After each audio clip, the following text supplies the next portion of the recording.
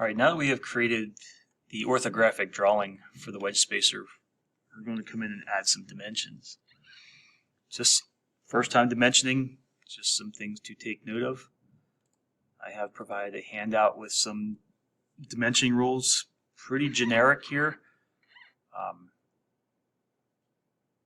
Read through these, but I will hit on these as we put them in here. Some of these will not apply to this one. We are not dimensioning circular features at this point. So we're not really going to hit many of these, at least here for this one. Extension lines, dimension lines, arrowheads. There are some things we want to set up. We also want to set up our precision. And that is how many decimal places, or if we're in fractions, if it's in 1/8, 16th, 32nds of an inch. Okay. Our isometric view that we are working off of, it is a pretty good checklist of all the dimensions that you do need. Overall length, width, and height, these are some of the first dimensions I put in. We do not want to dimension the hidden lines. We do not want to duplicate dimensions. As we put dimensions on, we do want them to fit in between the arrowheads or in between the extension lines. The extension lines are what extend from the object, from a vertex, from an edge. The arrowheads, if at all possible, we want to put the dimension in between. There are times where this is not possible. AutoCAD does not do a great job with this all the time. We manually have to move them in some instances.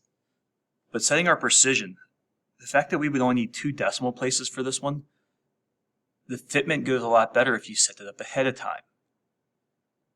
So let's set up our dimensions, and this will carry out through any of our parts, but especially in the inches. We want to set font size or text size. Arrowhead size needs to match. So to get to your dimension style settings, this is a dynamic input. If I start typing in dimension, I will get my dimension style dialog box. And we want to modify this. We will come back and modify this time and time again for precision and whether we are in fractions or decimals here in inches. But we want to set font size and arrowhead size, and that will stay the same throughout the use of this.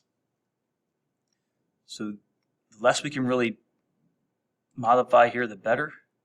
One thing is the arrowhead size. We are going to use a text size of 1/8 of an inch. So our arrowhead size needs to match. 1/8 of an inch is 0.125. And we are not going to make any more changes here to arrows and symbols. We're going to keep the default settings. Under text, our text size, we want to set this at 1/8 of an inch as well. You can key in a dimension. You can also key in the fraction, 1 divided by 8. Or you can key in the decimal.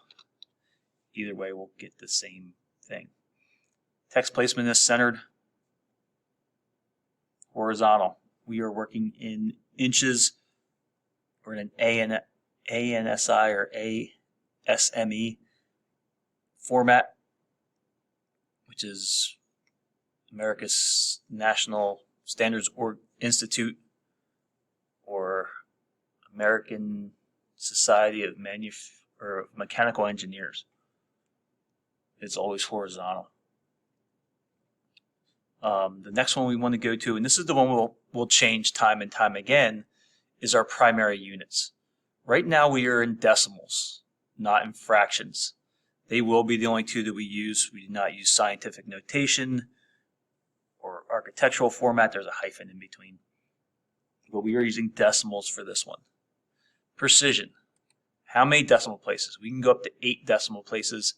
For this one, we only need 2. The number of decimal places really does affect the manufacturing process in terms of tolerancing. And my leading 0 is turned off and my trailing 0 is turned off.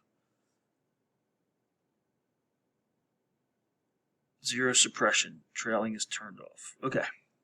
That should be it. We are not messing with anything else here. Arrowhead size, text size of 1/8 of an inch, and our units. Decimals to 2 decimal places.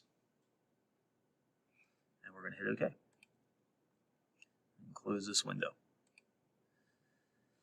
In dimensioning, this tool, the dimension tool with the sun, I would really suggest that you don't use this. It gets you in more trouble because of the way it snaps. If I use this tool and I go to measure from like this corner and this corner, it's measuring the distance between those 2 points, which is known as the true length. I really have to start stretching this out to get it to read vertical or horizontal, which is more input on your part. You have dimensioning tools, and for this one we're going to use 2 of them. We're going to use linear dimension and angular dimension. Later we'll use radius and diameter.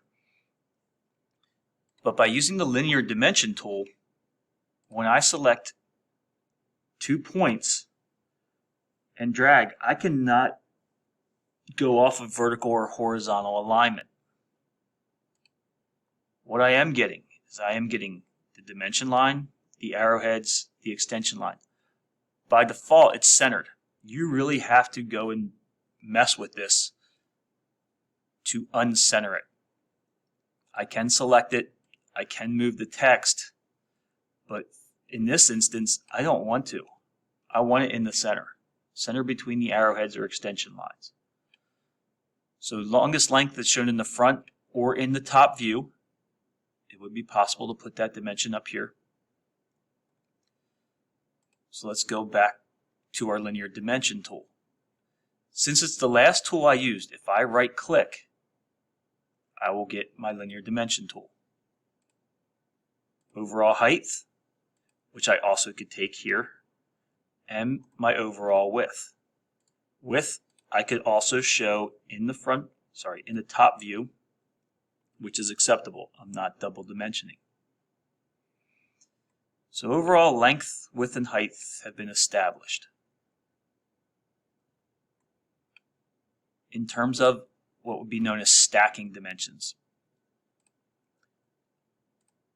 If I have a smaller dimension, it goes inside of larger dimensions. And as you do this, you may have to adjust the placement. You want to show the dimension where the shape is shown the best. That is one of your dimensioning rules. So that means that this has to be 0.75. If I had 0.75 here, I'd be double dimensioning. 3 plus 0.75 is 375. So that takes care of this one. Height. Linear dimension. Make sure that you are getting these gaps. There is, I think it's set, an 1/8 inch gap between your object and your extension line. We do not want to take that dimension here due to the fact that this is a hidden line. At all costs, we really don't want a dimension to a hidden line. Some of these dimensioning rules throughout the course we will break, but I will show you why or explain why. So I already have width, I have the height. I need to show that this is 3 inches across the top as well. I could do it here. This does not show the shape poorly. And that is where the 60-degree angle then takes place. But it would be acceptable to measure this line, just not both. I need something to signify that this is 0.75. I could do it here, but it shows the shape the best here in the top view.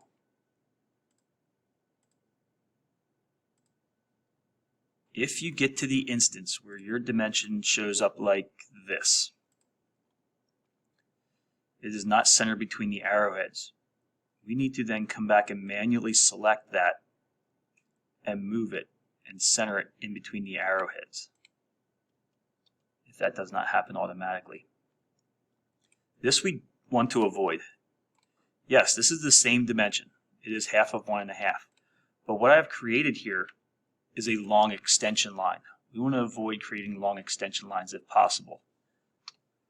So this 0.75 is the better option. Half of 1 1/2 is 0.75. At this point, all I have left are some angular dimensions. So one of your dimensioning rules is to not dimension on the object. It is common practice to dimension interior angles on the object. So when I go to select my angular dimension, I am selecting two references. I want to know the angle between these two lines. If I make this too short, or it's too tight, it won't center between the arrowheads. As I start to move this out, I get the dimension to go in between the arrowheads, even though it's on a curve. 60 degrees. And I have another 60-degree measurement. In the shape that shows it the best, and angle dimensions on the object is common practice. If I try to take this and dimension off the object, I have to go way out here, which now it interferes with the top view. You could, what would be known as a substitute dimension, this angle would be the inverse angle. I am not suggesting that, although you would get the correct dimensional information. One thing with angular dimensions is we want to avoid angle dimensions over 90 degrees. So by dimensioning here where I would get 120, you want to avoid dimensioning over a 90-degree angle. So some of our dimensioning rules, just getting this set up in terms of precision, font size, arrowhead size. And I'm just double checking, make sure I have them all. One of your dimensioning rules is to make sure you have all the dimensions needed to construct or inspect the part. From these dimensions, I know every single dimension for every single feature. Okay, so our first time adding dimensions to a drawing.